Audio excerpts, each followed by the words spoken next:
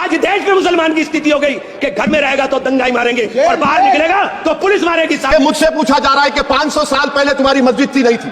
ख्वाजा अजमेरी की दरगाह कह रहे नहीं है। हमारे बुजुर्गों को दाढ़ी से नोचा जा रहा है। आज एक इमाम को सिर्फ इसलिए गिरफ्तार कर लिया गया संभल के अंदर कि सिर्फ उन्होंने अजान लाउड स्पीकर से दे दी। संभल में जो हुआ वो सबके सामने है। दोस्तों, अगर आप मुसलमान हैं तो इस वीडियो को जरूर देखिए। तमाम मुसलमानों को ये वीडियो देखना जरूरी है। बहुत अहम वीडियो है दोस्तों, बहुत खास वीडियो है।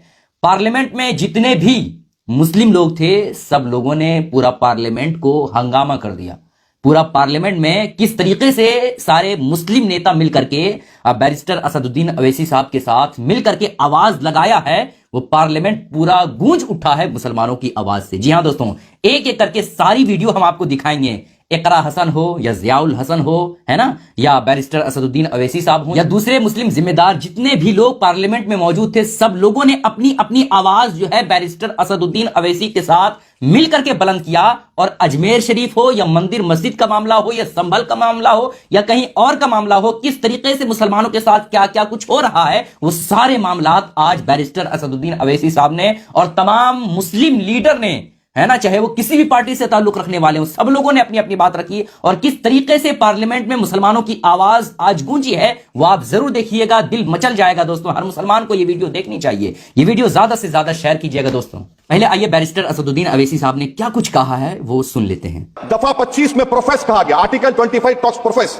सर, आज मेरी बेटियों को गवर्नमेंट के एजुकेशन इदारों में हिजाब पहनने से रोका जा रहा है, तो ये आर्टिकल 25 का प्रोफेस कहां तक कामयाब हुआ, ये अक्लमंद लोगों पर छोड़ता हूं। प्रैक्टिस सर, आर्टिकल 25 में अमल करना। कई रियासतों ने ऐसा कानून बना दिया कि आप ये नहीं खा सकते, आप वो नहीं खा सकते, कैटल स्लॉटर एक्ट का एक्ट बना दिया।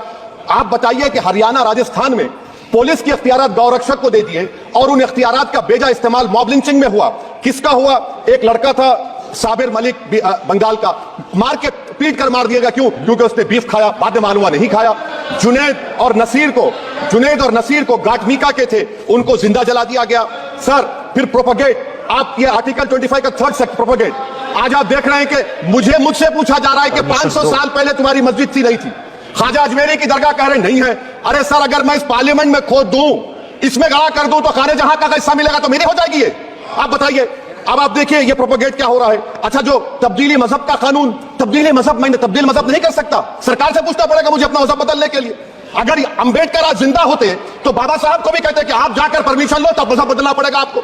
ये हालात आज यहां पर पैदा हो चुकी है। सर, आर्टिकल 26 देखिए, it gives religious denomination the right to establish and maintain institution for religion charitable. वजीर आजम कहते हैं कि वक्फ का ताल्लुक संविधान से नहीं है। अरे कौन पढ़ा रहा है वजीर आजम को? आर्टिकल 26 पढ़ा लीजिए। आर्टिकल 26 की बात कही गई। मकसद क्या है कि वक्फ की जायदादों को अक्सरियती तबके के लिए छीन कर दे दिया जाए। आप अपनी ताकत की बुनियाद पर छीनना चाह रहे हैं। सर, दफा 29 पे आ जाइए, आर्टिकल 29।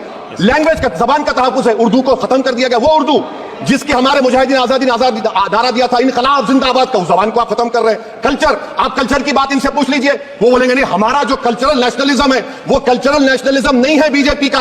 वो कल्चरल नेशनलिज्म आला जात का, हिंदुत्व का नेशनलिज्म है, जो भारत के इंडियन नेशनलिज्म से बिल्कुल मुख्तलिफ है। सर, अब आप आ जाइए। सर, आर्टिकल 30 पे आ जाइए। सर, आर्टिकल 30 पे आ जाइए। सर, आर्टिकल 30 में माइनॉरिटीज को राइट दिया गया। This house has passed a law in 1981 to give minority AMU.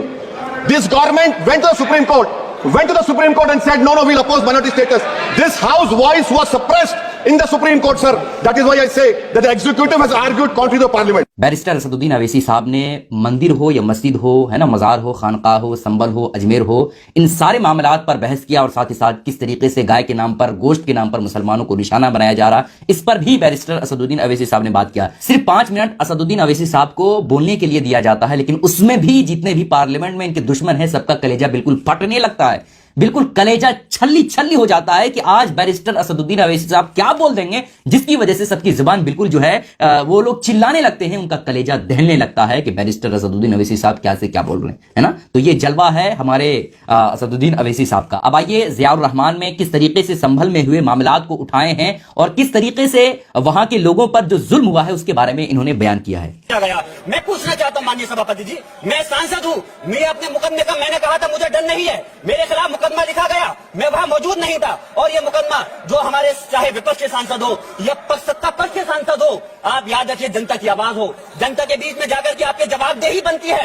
और मैंने अपनी जनता की आवाज को उठाने का काम किया, तो क्या गलत किया था? माननीय सभापति जी, जिस बुनियाद पे मुकदमा लीजिए गया, आज मैं आपको बताना, पॉइंट पे बोल रहा हूँ, संविधान पर ही बोल रहा हूँ माननीय सभापति जी।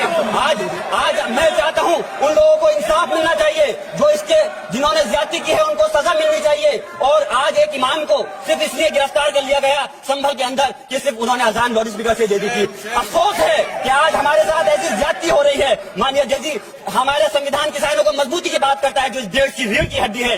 130 किसान जो 10 दिन से ज्यादा समय से जेल में बंद हैं, आप किसानों को हक नहीं दे पा रहे, तो किसको हक देने का काम करोगे? मैं अफसोस करता हूँ आज